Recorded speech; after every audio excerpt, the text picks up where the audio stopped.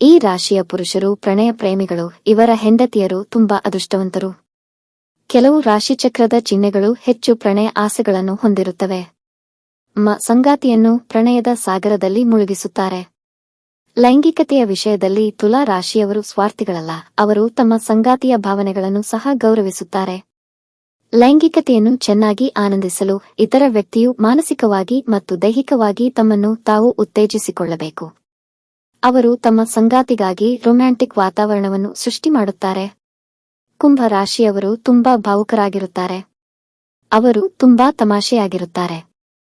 ಆದರೆ ಈ ಜನರು ಲೈಂಗಿಕತೆಗಿಂತ ಪ್ರೀತಿಯನ್ನು ಬಯಸುತ್ತಾರೆ. ದೈಹಿಕ ಸಂಪರ್ಕಕ್ಕಿಂತ ಮನಸ್ಸು ಮುಖ್ಯ. ಸಂಗಾತಿಯೊಂದಿಗೆ ರೊಮ್ಯಾಂಟಿಕ್ ಆಗಿರಲು ಇಷ್ಟಪಡುತ್ತಾರೆ. ಐ ಲವ್ ಯು ಮುಂತಾದ ಪದಗಳು ಹೆಚ್ಚು ಕೇಳಲು ಬಯಸುತ್ತಾರೆ. ಮಕರ ರಾಶಿಯವರು ಸೆಕ್ಸ್ನಲ್ಲಿ ತುಂಬಾ ಆಸಕ್ತಿ ಹೊಂದಿರುತ್ತಾರೆ. ಅವರು ತಮ್ಮ ಸಂಗಾತಿಯೊಂದಿಗೆ ಲೈಂಗಿಕತೆಯಲ್ಲಿ ತೊಡಗಿಸಿಕೊಳ್ಳಲು ಹಂಬಲಿಸುತ್ತಾರೆ. ಸಂಗಾತಿಯನ್ನು ತುಂಬಾ ಆರಾಮದಾಯಕವಾಗಿಸುತ್ತದೆ.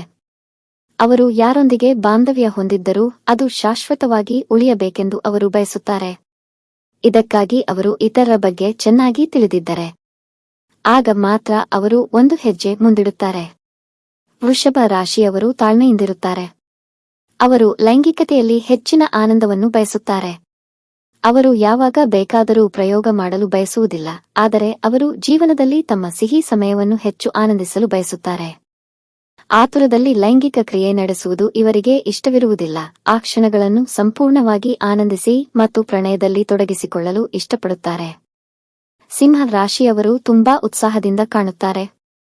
ಸಂಗಾತಿಯ ಕಡೆಗೆ ಹೆಚ್ಚು ಪ್ರೀತಿಯನ್ನು ತೋರಿಸುತ್ತಾರೆ. ಅವರು ಲೈಂಗಿಕತೆಯ ವಿಷಯದಲ್ಲಿ ತಮ್ಮ ಸಂಗಾತಿಯ ಮೇಲೆ ಪ್ರಾಬಲ್ಯವನ್ನು ತೋರಿಸುವುದಿಲ್ಲ, ಇತರ ಭಾವನೆಗಳನ್ನು ಗೌರವಿಸುತ್ತದೆ. ಮಲಗುವ ಕೋಣೆಗೆ ಸಂಬಂಧಿಸಿದಂತೆ ಯಾರಾದರೂ ಸಲಹೆ ನೀಡಿದರೆ ಅವರು ಅದನ್ನು ಇಷ್ಟಪಡುವುದಿಲ್ಲ.